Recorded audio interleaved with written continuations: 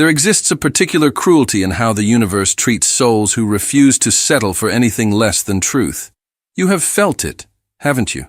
That peculiar ache when everyone around you seems to find love easily, while you remain suspended in a space between longing and discernment. This is not punishment. This is preparation.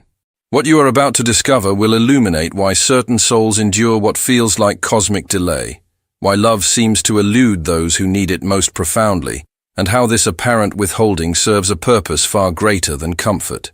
The universe does not deny rare souls love, it refines them until they become worthy vessels for the kind of connection that transcends ordinary human experience. Jung understood that some individuals carry within them an innate rejection of the superficial, a cellular-level resistance to relationships that merely fill space rather than expand consciousness. These souls cannot pretend satisfaction where none exists, cannot manufacture chemistry through willpower, cannot convince themselves that partial understanding equals true companionship. They are condemned to authenticity, blessed with standards that often feel more like shackles. Before such souls can receive their counterpart, they must undergo what appears to be a series of cosmic tests. These are not arbitrary trials designed by a vindictive universe, but necessary passages that strip away everything false, everything borrowed, everything that prevents the soul from recognizing its true reflection when it finally appears. Each test serves to reveal what still needs healing, what patterns still require breaking, what illusions still cloud the inner vision. The first initiation comes disguised as unbearable solitude, not the chosen solitude of retreat or reflection, but the imposed isolation that arrives when every available option feels hollow, when every potential partner speaks a language your soul cannot translate. You find yourself surrounded by people yet fundamentally alone, watching others form connections that appear genuine while you remain unable to access that same frequency. This solitude is not evidence of your inadequacy, it is evidence of your specificity. Jung would call this the necessary separation from the collective unconscious, the painful but essential process of discovering what belongs to you versus what you have inherited from family, culture, or circumstance.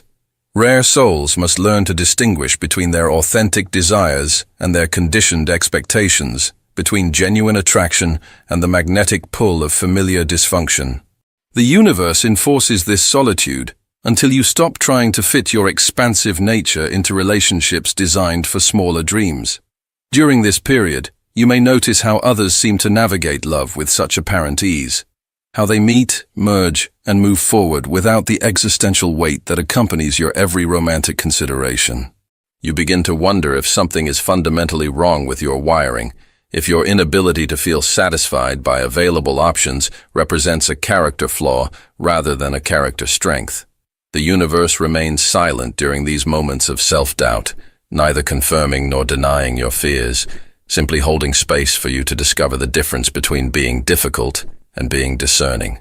This phase teaches you that loneliness and solitude are not synonymous. Loneliness is the ache for connection. Solitude is the space where connection with yourself deepens. Rare souls must learn to inhabit their solitude without desperation, to use this time not as a waiting room, but as a laboratory for self-discovery. The universe watches to see if you will maintain your standards or collapse them out of fear that holding them means remaining alone forever. As you navigate this territory, you begin to understand that your solitude serves a specific function. It acts as a filter, ensuring that when connection does arrive, it comes from a place of genuine recognition rather than desperate relief. Those who rush to fill the emptiness often find themselves in relationships that recreate the very isolation they sought to escape, surrounded by someone who cannot see them, cannot meet them, cannot match the depth of their authentic expression. The second test arrives more subtly, often disguised as exactly what you have been seeking. Into your carefully cultivated solitude steps someone who appears to understand your language, who seems to recognize your depth, who activates every center of longing you have been protecting. This person carries an almost supernatural ability to see through your defenses, to speak directly to your most guarded hopes, to make you feel simultaneously exposed and safe. Jung would identify this figure as the activation of your anima or animus, the unconscious projection of your idealized masculine or feminine that takes form in another person. This individual does not love you, they love what you represent to their own unconscious need. Similarly, what you experience as love for them is often love for the parts of yourself that they reflect back to you. The connection feels fated, inevitable, cosmically designed, yet it carries within it the seeds of its own dissolution.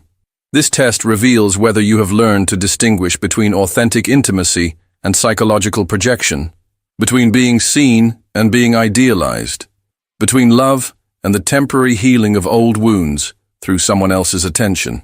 The person who appears during this phase often carries an almost mystical quality, seeming to understand you in ways that feel miraculous after so much disconnection.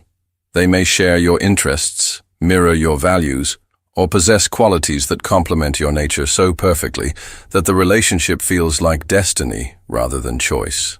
The seduction of this connection lies not in its intensity, but in its apparent appropriateness. Unlike obviously problematic attractions, this person seems genuinely suitable, genuinely caring, genuinely interested in who you are beneath your protective layers.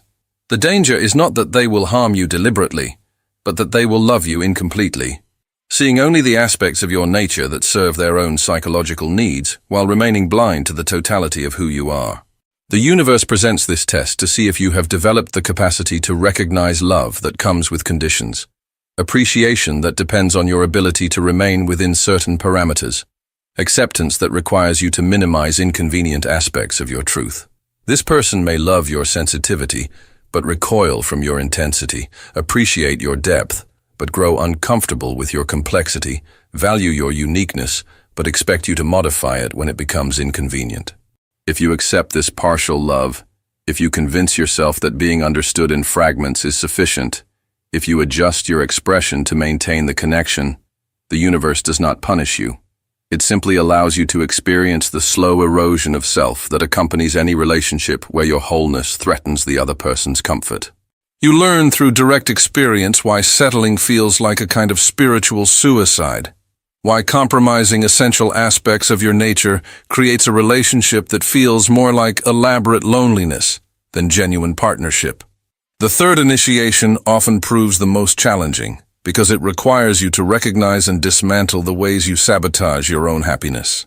When someone genuinely appropriate begins to approach your life, when the universe prepares to deliver what you have been seeking, your psychological defense systems often activate with surprising intensity. Suddenly you find reasons why this person might not be suitable, evidence that the timing is wrong, fears that allowing yourself to hope will only result in deeper disappointment. Jung understood that the psyche often resists exactly what it most needs, particularly when that need threatens to disrupt familiar patterns of self-protection. If you have grown accustomed to your solitude, if you have built your identity around being misunderstood, if you have organized your life around the assumption that true partnership is not available to you, then the approach of genuine possibility can feel more threatening than its absence. Your own shadow begins to whisper warnings, generating doubt where certainty should be growing, manufacturing problems where none exist. This internal sabotage takes many forms. You might find yourself comparing this new person to an impossible standard, measuring their reality against the fantasy you constructed during your solitude. You might interpret their genuine interest as temporary infatuation, their consistency as eventual disappointment, their acceptance as evidence that they do not truly know you yet.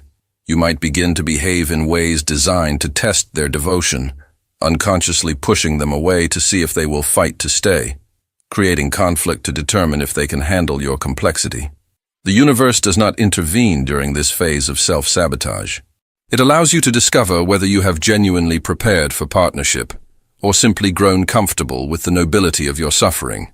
This test reveals whether you can recognize genuine goodness when it appears, whether you can receive love without immediately questioning its authenticity, whether you can risk disappointment for the possibility of genuine connection. Many rare souls fail this particular test, not because they lack courage, but because they have become so skilled at protecting themselves that they cannot distinguish between wisdom and fear, between healthy caution and destructive self-protection.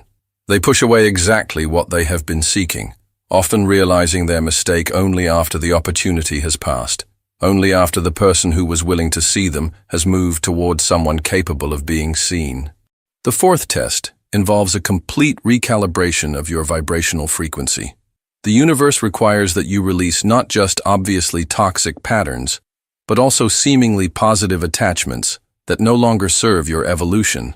This might mean ending friendships that keep you trapped in old versions of yourself, leaving environments that support your limitations rather than your growth, or abandoning identities that feel comfortable but constrain your authentic expression. Jung called this process individualization, the sometimes painful journey of becoming who you actually are rather than who you have been conditioned to be. For rare souls, this phase often requires releasing the victim narrative that has provided meaning to their suffering, the specialness they have derived from being misunderstood, the identity built around being different from others who seem to love more easily. You must abandon the story that your struggles make you superior, that your sensitivity grants you special privileges, that your depth excuses your resistance to vulnerability. This recalibration demands brutal honesty about the ways you have contributed to your own isolation, the ways you have used your legitimate wounds to justify remaining closed, the ways you have hidden behind your authenticity to avoid the risk of true intimacy. The universe asks not that you become someone else, but that you become completely yourself, releasing even those aspects of your personality that feel justified but ultimately separate you from love. During this phase, you may find yourself naturally gravitating away from people, situations, and habits that once felt essential to your identity. Conversations that once energized you begin to feel draining. Environments that once felt like home begin to feel constraining. Activities that once brought pleasure begin to feel empty. This is not depression, it is alignment. Your inner compass is recalibrating to point toward what genuinely serves your evolution, rather than what merely comforts your familiar patterns. The universe observes whether you can trust this process of natural selection, whether you can allow relationships and circumstances to fall away without clinging, whether you can maintain your integrity even when it means standing alone. This test determines whether you have developed the capacity to choose authenticity over approval, truth over comfort, alignment over security. It reveals whether you are willing to become someone capable of partnership, or whether you prefer the known territory of noble solitude. As you navigate this recalibration, you begin to emit a different kind of energy. People respond to you differently. Opportunities present themselves that previously seemed unavailable. Your entire reality begins to shift to match your new vibrational frequency. The universe has not changed its offerings. You have changed your capacity to recognize and receive what has always been available. The final test before the arrival of true partnership involves surrendering the very thing you have been seeking. This paradox confounds many rare souls. The universe requires that you stop trying to find love before it will deliver love, that you release your attachment to partnership before partnership becomes possible, that you find completion within yourself before you can experience true union with another. This surrender is not the defeat of giving up, but the victory of becoming whole. Jung understood that individuation leads to a state where you no longer need another person to complete you, but rather desire someone with whom you can share your completeness. This shift from need to desire, from seeking to offering, from grasping to allowing, represents the final preparation for soul-level partnership.